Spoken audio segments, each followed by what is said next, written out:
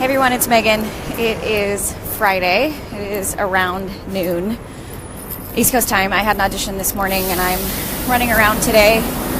So I am on the noisy streets of New York City today. So if you don't know me, my name is Megan Densmore. I'm an actress, producer, freedom coach, nutritionist, and fitness expert. It's a long list of things I know, but they all make sense to me and to most of the people that I work with. So today I want to chat about being creative. I'm going to be walking in the wind, so my hair is going to be in my face. Oh, there we go. Throughout today's video, and I have a delicious tea in my hand, so I might not be able to get it out of my face. So this is something we're going to embrace. All right. So creativity. Now, I know some people might feel like they are not creative. Maybe you were told that when you were younger. Maybe it's something that you feel like other people have and it doesn't make sense to you. Maybe you equate creativity with being a performer like I am, or an artist, or a writer, or something that produces like a tangible, you would say, creative result. I will argue, it is windy. I would argue that we are all creative, all of us.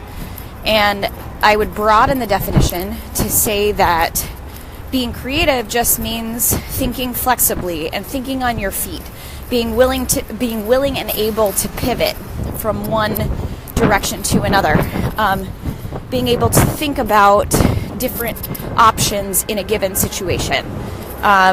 So being creative means you create, and we all create every single day. Whether that's you cook something for dinner, you created something, or you problem solve at work and you created a solution in a very technical situation. That's creative. I would say actually the people who work in tech, like software development, are some of the most creative people that I know, although they would argue potentially that they're not. But they're having to be creative in a technical perspective all the time in order to make things work. Because they'll develop a product, and again, this is not my expertise, right? So they're writing code, right? Okay, if I butcher this, you're gonna forgive me, because not my expertise. So they're writing code about something, right? But then they try it out and it doesn't work. What do they have to do? Get creative. Figure out how to make it work. So just for that context, now that we're all on the same page that everyone is creative, I want to challenge you to look and see how often you are actually practicing that consciously. Like knowing that you are, oh, hey, Andrew, I'm so excited about your video launch. I got to check it out. Oh my God, this hair, you guys, it's driving me crazy. I'm going to accept it. I can still kind of see you. Okay, so yes, we've accepted that we're all creative. Are you consciously practicing that idea on a daily basis? And I don't just mean like when problems pop up, you have to solve them and you figure out how to do that. I mean like thinking about it. Finding ways that you actually can do that. Now, I get to do that all the time. I'm trying to be more conscious of it lately because I find that when I do it more consciously, everything gets better. And this is hilarious. So an example of that would be when I work in fitness or when I work with a nutrition client. I'm constantly having to be creative because no two people are alike. No two set of needs or challenges is alike. And that forces me to think outside the box, again, problem solve, use the tools that I have, or in some cases, learn new tools. That goes with myself. Figuring out how to get in remission of my fibromyalgia and my other chronic illness issues required me to get creative, learn about a bunch of stuff, and when I hit roadblocks, to learn about more things. And I'm still doing it.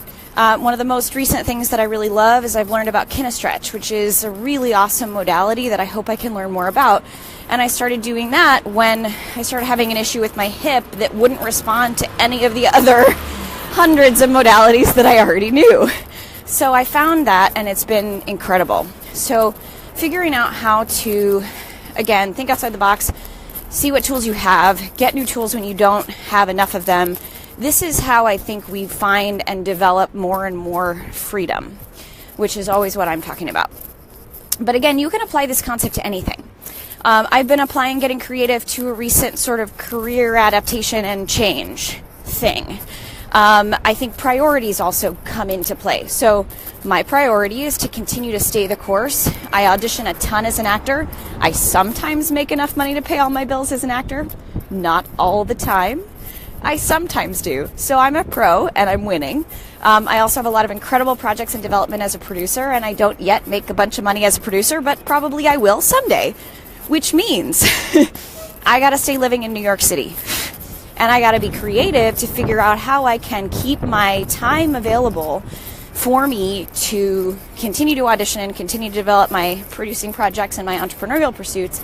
But also, being an actor and producer requires having a certain amount of money available to me at any given time. I don't do the starving artist actor thing well. I like to take classes. I like to pay my weightlifting coach. I like to be able to go to acupuncture. I like to be able to do things that other people might see as luxuries. I'm also not in my 20s anymore. So living like a starving artist is just not something that's available to me. So that means I got to get creative to develop the income that I need so that I can stay living here and have that free time. So that is, I'm just talking conceptually, but challenging you to say, okay, so how do I practice my creativity? I practice it when I'm working in fitness. I practice it when I'm working with nutrition clients. I practice it when I'm doing these videos and I'm thinking on my feet because I do not script these in advance. I talk on the fly. I also practice it when I'm knitting. I knitted a scarf for my friend Hannah recently that I didn't use a pattern for. I actually developed the pattern myself. I'm going to sit down so I can get my hair out of my face so I'm less distracted and I can focus on you guys. Cool. All right, so I developed a pattern from scratch, and I thought about it, and I thought about the colors that I would like, and I thought about what I wanted the stitches to look like, and I thought about what she wanted, and I used my creativity to develop that. And I don't doubt that that was very helpful for me in a period of time when I was really struggling and stressed out about some of these other logistical things as I go through yet another pivot in how I continue to make plenty of money to live in New York City, since that is, again, in line with priority number one, which is continuing to stay patient with my entertainment industry goals and dreams. So that's something that I do. I also get creative when it comes to my own fitness, and I get creative every time I get on a rock climbing wall, which I love. I have to be creative and problem solve and think about what's the next move, or think about like, okay, I saw that person who's a little bit taller than I am do it this way. I maybe can do it sort of like that, but maybe I need a move in the middle. So I just keep practicing this muscle of allowing my brain to sort of think in that creative way. It also comes into play when, like, I have an office. I have an extra room in my apartment that I took over. I took it over and then realized that I couldn't really afford it.